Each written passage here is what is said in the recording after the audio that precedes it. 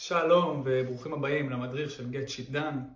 אם אתם פה כנראה שאתם אנשים מאוד עמוסים, שעושים הרבה דברים בחיים שלהם, שרוצים להספיק מעל האדם הממוצע, בעיקר שמחפשים שליטה על כל הפרויקטים שהם עובדים עליהם ועל כל המשימות שיש להם לעשות.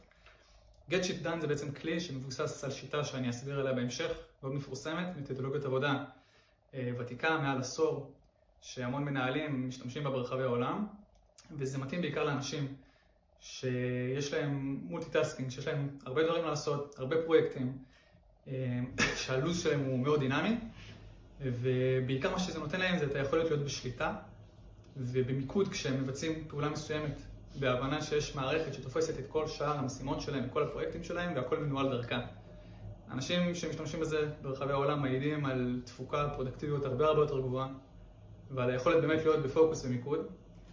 ורוב האנשים בעולם לא משתמשים באיזושהי שיטת עבודה, אלא באיזשהו to-do list כזה של, לא יודע, מה אני צריך לעשות מחר, מה אני צריך לעשות השבוע, ומה שקורה זה שהם ניגשים ליום בהבנה שהם פשוט מחכים שדברים ינחתו, יגיעו אליהם, מאשר הפוך, מאשר להתכונן, ולדעת מה קורה איתי במשך היום, מה הולך להיות מחר, מה הולך להיות במשך השבוע, ולא להתנהל על ידי איזה to-do list.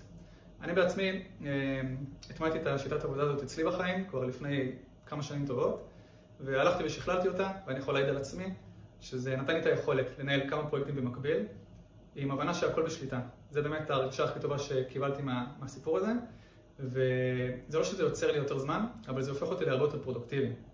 ובעיקר, נותן לי איזשהו שקט נפשי, שאני יודע שכל הדברים שלי נמצאים במקום אחד, ואני יודע מה קורה איתם. אז ההדרכה הולכת להיות סופר קצרה, אני הולך להסביר לכם ממש בקצרה על השיטה, ואז ממש בקצרה על הכלים. ופנו לכם איזה בין 10 ל-20 דקות. אם אתם רוצים, קחו דף ועט ובואו ניגש לזה.